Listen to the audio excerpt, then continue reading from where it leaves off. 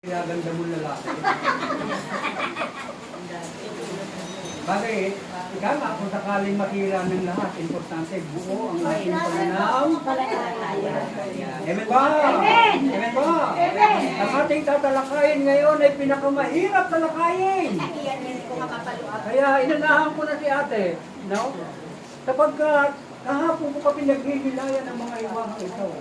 Ito yung laging iniaaral ng ibang relihiyon na mali ang inyong ginagawa.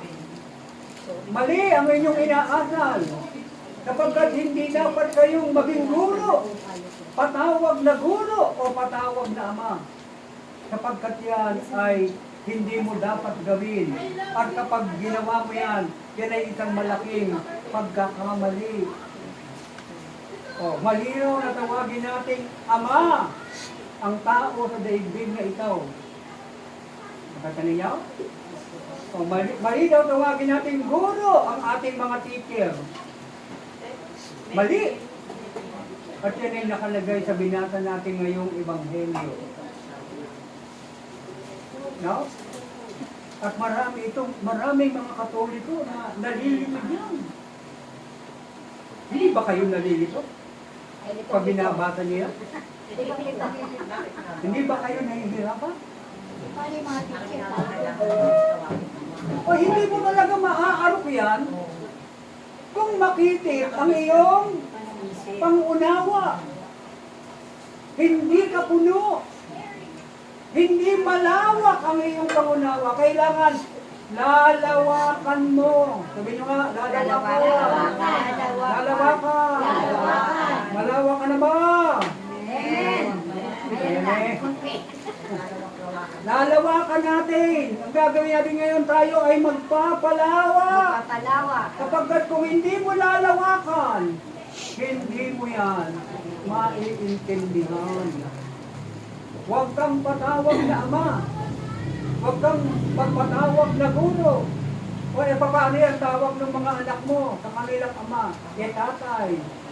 Di ba? Ama. O, yun ang tawag nila sa kanilang magulang. O, no? Sa kanilang maestra, guro. O, yun ang tawag nila. Mali ba ito? O, kapagkat ayon sa Bible, hindi dapat. Ano ang ibig sabihin nito, mga kapatid? Huwag kang patawag na guro. Ang ibig sabihin niya ay ganire. Naintindihan niyo ba? Ganire ang ibig sabihin niya. Na ikaw bilang tao, hindi ka pwedeng mangaral o mag-imbento ng mga aral na hindi naaayon sa pagkaguro ng Diyos. Ang ating mga batas, no? Ang ating mga batas ay nakaugnay sa batas ng Diyos. Hindi ka pwedeng gumawa ng batas na salungat sa batas ng Diyos. Kailangan ang batas na gagawin mo ay nakaugnay sa batas ng Diyos. Ganon din sa pagiging guro. Hindi pwede na ikaw ay mag-iimbento ng mga turo na mali. Kailangan yung mga ituturo mo ay yung tinuro ni Jesus, yung tinuro ng Diyos. Kapag nagturo ka ng mga bagay na hindi tinuro ng Diyos, yan ay isang malaking kasalanan. Isang malaking pagkakamali. Bakit? Kasi yung tinuturo mo, hindi turo ng Diyos. Nakuha niyo po ba? So, ang pamantayan ng pagtuturo mo, kung ano yung tinuro ni Jesus. Bakit? Sapagkat yung tinuro ni Jesus, ano yun? Yung mga salitang iyon ay makapagbibigay ng buhay na walang hanggan. Ganun ba? Yung tinuro ni Jesus ay nagpapagaling. Yung tinuro ni Jesus ay makapagliligtas. Oh. Paano kung yung tinuturo mo hindi makapagligtas? Hindi pwede. Lalo na yung mga evangelist ng ating Panginoon, yung mga nagpapahayag ng mga salita ng Diyos. Dapat ang tinuturo natin ay nakaugnay sa tinuro ng ating guro. At sino ba yung ating guro? Si Jesus, ang tinubong guro ng Ama. Na dapat natin, paniwalaan. Pag sinabi ni Jesus, panaligan mo. Hindi mo pwedeng sabihan na, teka muna, kailangan naaayon sa aming doktrina, yung turong yan. Pag hindi ayon sa doktrina, mali. Diba? Mas tama pa ngayon yung doktrina mo kaysa sa turo ni Jesus. Amen ba? Ano ba ang tama? Yung turo ni Jesus o yung doktrina mo? Turo ni Jesus. Yung nakalagay sa Bible. Pag wala sa Bible, mali. Tandaan po ninyo yan. Kapag wala sa Biblia, mali, magiging mali. Bakit? Hindi nakaayon sa katuruan ng mabuting balita. Maliwanag po ba? Maliwanag po ba? Palakpakan po ng malakay. Kaya nga napakahalaga kung ano yung tinuro. Alin ba? Tinuro na ito. No? May impyerno. No? May demonyo. Marami nagtuturo ngayon. Ano sinasabi? Walang impyerno. Walang demonyo. Walang purgatorio. Ang dami nagtuturo ganyan. Bakit sinasabi nilang wala? Lalo na yung mga tinatawag nating mga scientista. Hindi sila nagtuturo tungkol sa Diyos. Ang alam nila, ang science, ang Diyos. Yan alam nila, pagkakaalam nila. No? Kaya sa kanila, walang Diyos. Sapagkat ang tao ay nanggaling sa unggoy. Ano sabi ng Diyos? Nagkakamali kayo. Ang tao ay galing sa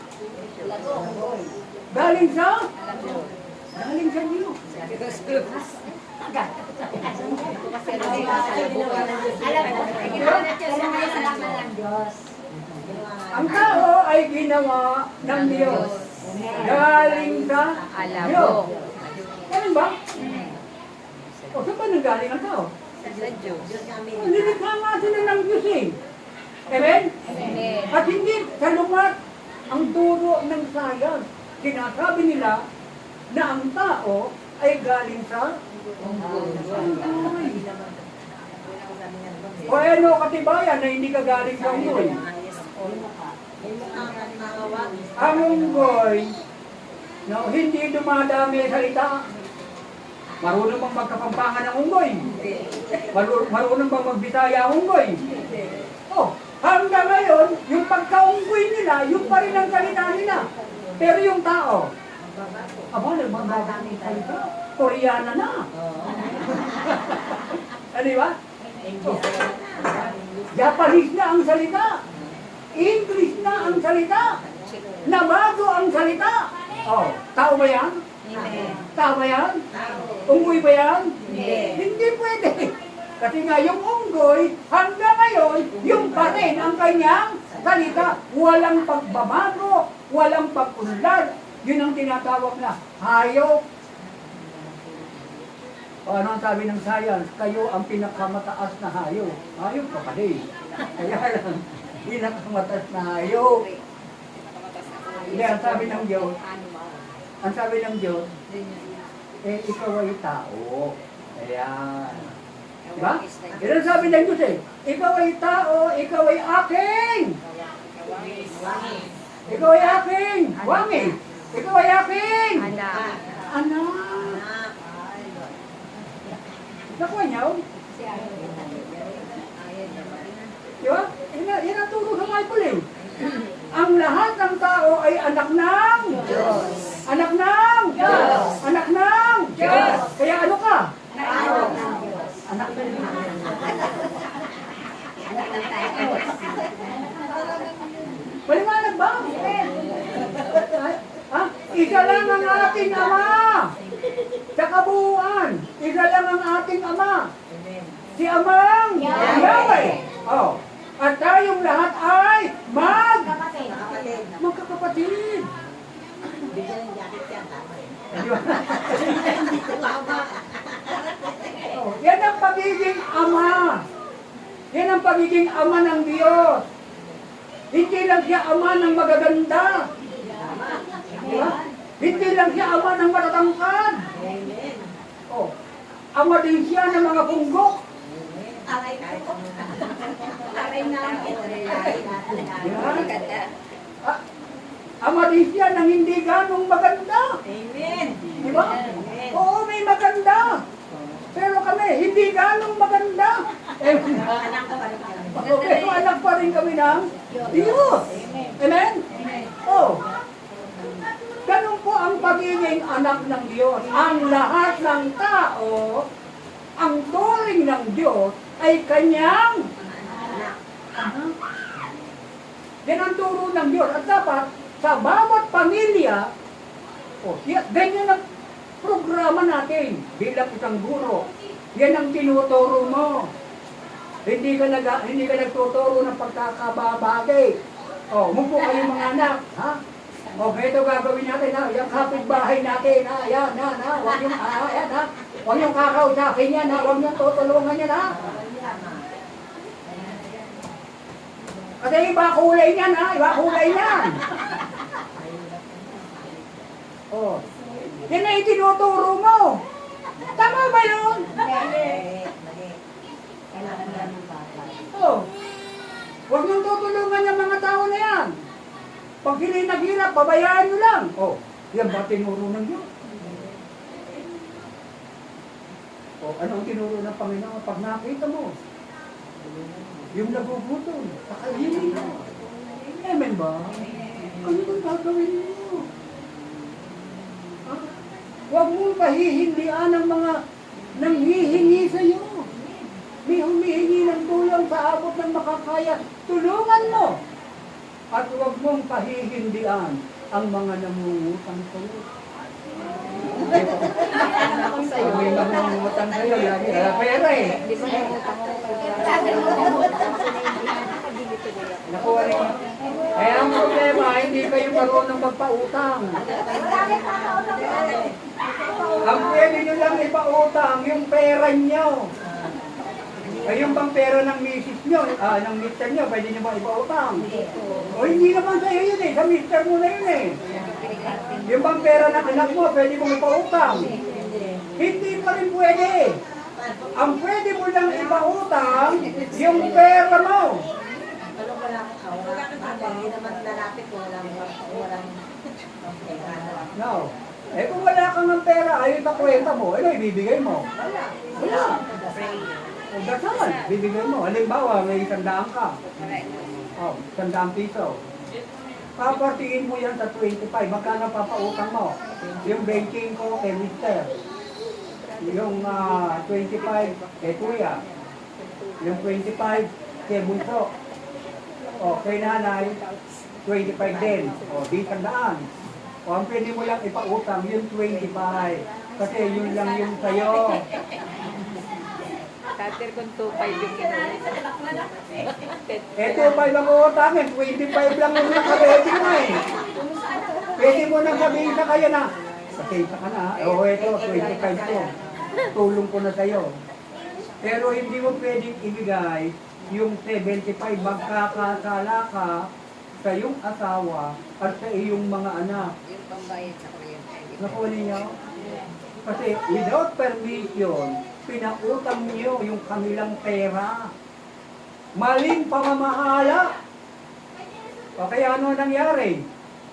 Laging walang pera. Sino ang may pera? Yung kapitbahay. Ay yung nangutang, ang daming utangan, ang dami niya rin pera. Oh, naswerte ka, pero hindi niya alam. Lahat ng utang ay babayaran. Ayon sa pagkadyos, walang utang na hindi babayaran. At yung utang nila, tandaan nyo, ang sinabi ni Yahweh ha, yung utang ng mga taong nangutang sa'yo, ang sabi ni Yahweh, si Yahweh ang magbabalik. Amen ba? Amen! Babalik ba niya? Amen! Babalik ba niya? Babalik ba? Amen! Oh, yan ang turo ni Yahweh. dapat alam niyo yan. At dapat yan ang itinuturo niyo sa inyong mga anak. Hindi ang tinuturo niyo, huwag mong putangin yan, ha? Huwag mong tulungan yan, ha? Oh. O huwag yung tira yung kuya niyo, tambay lang naman eh. Walang ginagawa, walang trabaho. Ubusin niyo yung ulam, huwag niyo ito kainin. Mali. Ha? Ang mahal na mahal mo, yung dalawang anak, yung isang anak. Hindi mo mahal. Di ba? Parang sinutuwag ka lagi, para kayo nagtutuwagan. Oh. At ang mahal na mahal, ang paborito mo lang, yung dalawa. Kasi lagi may abot sa'yo, naku, kawai talaga na napapuro. I love you, I love you, I love you. O, tumigil ka, kuya, ha? Napaka-responsable mo. Wala kang kwentang anak. Di ba? Mali. Hindi yan ang tinuro ng... Kaya nga, ang pamantaya ng pagiging guro, ano ang iyong tinuturo? Kapag tinuturo mo yung turo ni Yahweh, yung turo ni Jesus, ikaw ay nagiging malaguro katulad ni Jesus. So ikaw ay malaguro. Kaya pwede kang maging guro. Kapag yung tinuturo mo ay galing kay Jesus. Sa kanya? Pag ang tinuturo mo ay galing sa Diyos, pwede kang tawagin guro ng Diyos. Kasi bakit? Hinubog ka ng Diyos bilang guro. Kasi ang Diyos ang humubog sa iyo eh. Kaya tinuturo mo yung turo ng Diyos. Maliwanag ba? So, yun ang ibig sabihin na huwag kang pagpapatawag na guro. Hindi pwedeng mag-iimbento ka lang ng turo nang hindi nakaayon sa banal na kasulatan. Maliwanag ba? Lahat ng tinuro ni Jesus ay totoo. Lahat ng tinuro ni Jesus ay dapat panaligan. At kapag ikaw ay hindi naniwala sa nakalagay sa Bible, nakasulat na sa Biblia, hindi ka pa rin naniwala, kasalanan niya. Anong klaseng kasalanan yan? Kasalanan sa pananaang palataya. Ang tawag yan. Napakabigat yan. Sasabihin mo, walang demonyo, walang impyerno. May mga taong nagtuturo ng ganyan. No? Walang anghel. At ano ang pinakamatinding maling turo? Walang Diyos. May mga bansa na walang Diyos. Alam niyo ba yung mga bansa na walang Diyos? Marami pong mga bansa na walang Diyos. At marami ding mga bansa na mayroong Diyos. Kaya nga titignan po ninyo. Doon sa mga bansang walang Diyos, pag napunta ka ron, may dala kang Bible, kukulong ka, huliin ka, parurusahan ka. Kasi bakit? Wala silang Diyos eh. Hindi umiiral doon yung turo ni Jesus. Kaya, pero kung pupunta ka doon sa mga bansa, no, na naniniwala sa Diyos, no, pagpunta mo ron, may welcome ka pa. Welcome na welcome. Kasi sa kung Kristiyano, isa kang mananampalataya, pumarito ka sa aming bansa, welcome. Kasi yung turo na kanilang tinuturo ay nakaayon sa Biblia. Kaya titignan niyo po yun. Napakalaki po ng nagaganap ngayon. Maraming mga Christian community ngayon ang hinuhuli, pinapatay. Lalo na dyan po sa bandang Africa. No? Pinupugutan ng ulo, pinahati ang katawan. Pinapatay sila kasi nananalig sila sa Diyos. Amen ba? Amen. Amen ba? Amen. Katulad ni San Lorenzo Ruiz. Nakita niyo si San Lorenzo Ruiz? Ang dami-daming bansang pupuntahan, saan nagpunta? Yung panahon ni San Lorenzo, saan nagpunta si San Lorenzo Ruiz? Sa? Sa Ongping. Japan nga. Japan. No? Si San Lorenzo Ruiz, kasama ng mga misyonero, nagpunta ng Japan. Walang Diyos doon. O pagdating doon, walang Diyos doon. Walang Diyos. Bawal doon ang ibang religion na magturo. Pagdating doon, nahuli sila. O, tapos, tinalian sa kamay. No? Ibinilanggo. O, at pagkatapos, pagdating doon, pinarurusahan sila. Ano sinasabi? Takwil mo na ang Diyos mo. Ha? Iwanan mo na ang Diyos mo. Talikuran mo na ang Diyos mo. Mabubuhay ka. Pag tinalikuran mo. Alam mo kung sino yung bumubulong na yun? Na nagsasabi sa kanya, talikuran mo na ang Diyos mo para mabuhay ka. Pag hindi mo tinalikuran ang Diyos mo, mamamatay ka na rito. Kaya ano ginagawa? Sa isang araw, may dala silang mga karayom. No? Tinututok dito. Ibabaon yung karayom dito. Bawat daliri may karayom. Kaya nakaganon ang mga daliri nila. Diretso. Paano may karayom eh? Kaya niyo ba yun? Itakwil mo na! Sabi ganyan kay San Lorenzo. Sabi na San Lorenzo, hindi! Hindi mo itatakwil kahit ano magyari! No? Maging libo man ang aking buhay, patuloy-tuloy kong iaalay sa Diyos! Yan ang sinabi ni San Lorenzo. Sipin mo, tutusok ulit dito, hindi! Itakwil mo na! Hindi ko itatakwil ang Diyos! No? Tusukin mo pa ng pagsawa ka ng katutusok! Sipin mo, nakaganyan ang lahat, itakwil mo na kasi! At ba ayaw mo itakwil ang Diyos mo? Wala kang mapapalayan, hindi ka maliligtas ng Diyos mo! Sabi ni San Lorenzo, hindi ako patuloy na mananalig sa Diyos. Nakita niya?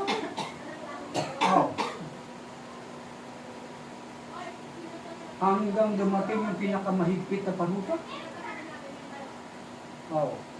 Tinali yung paa niya, kabalong.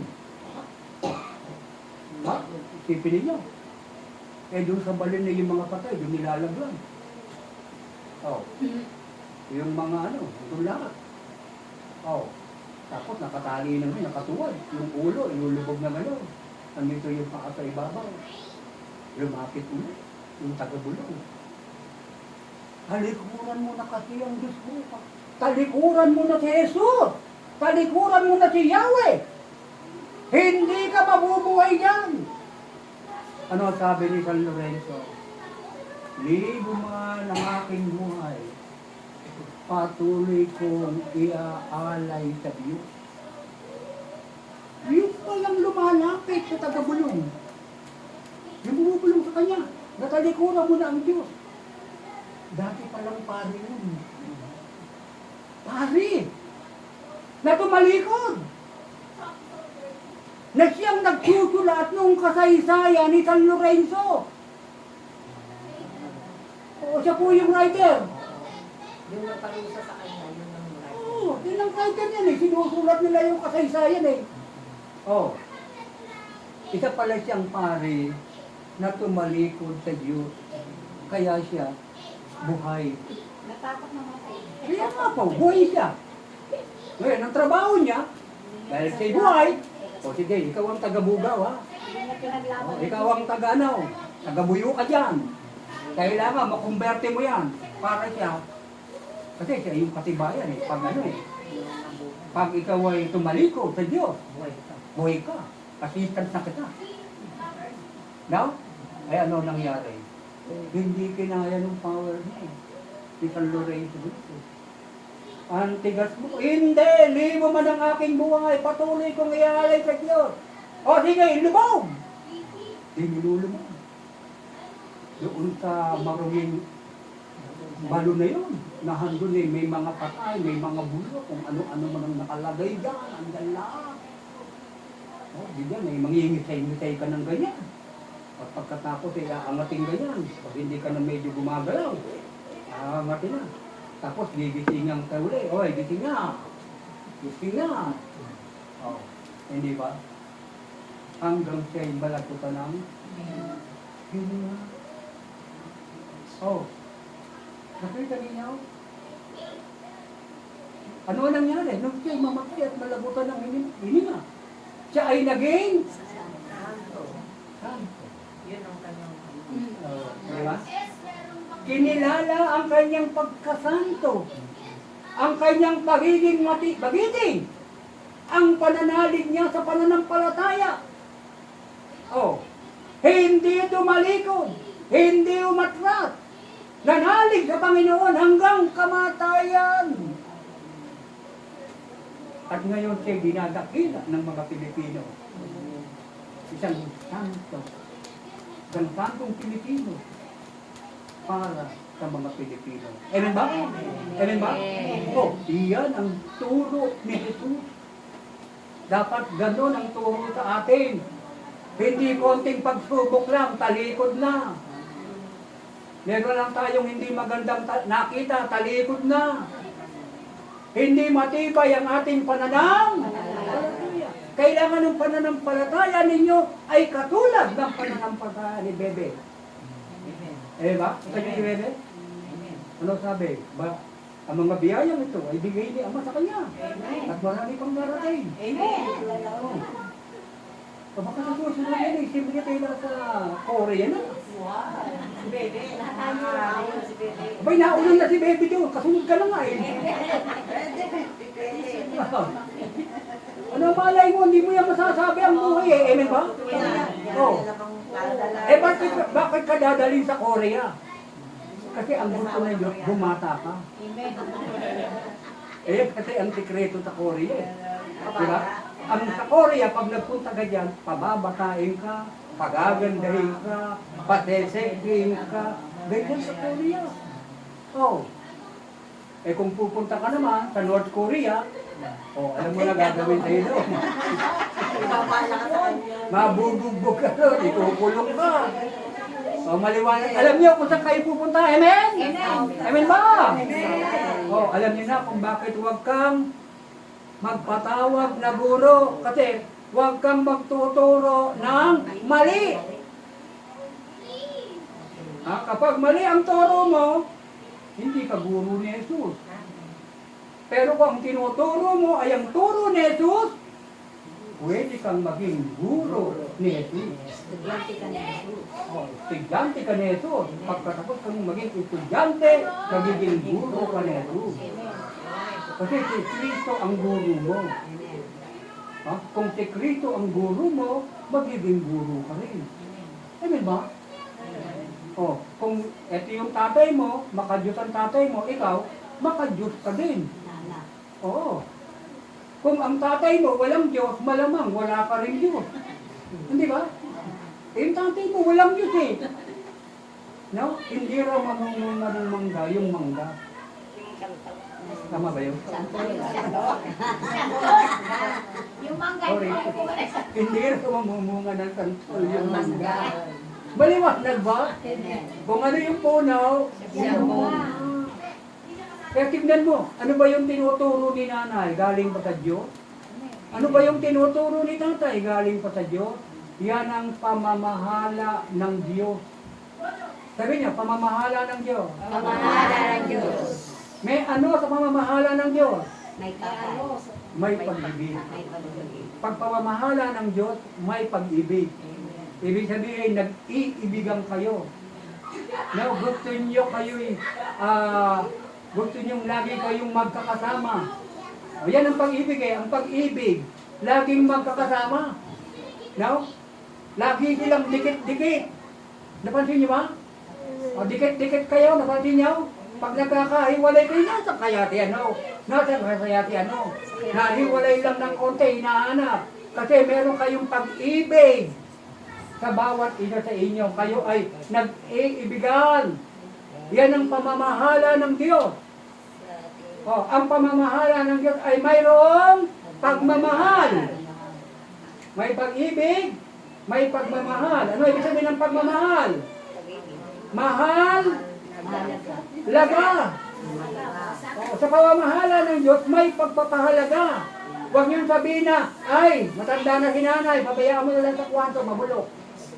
Hindi. Mahalaga si nanay. Amen ba?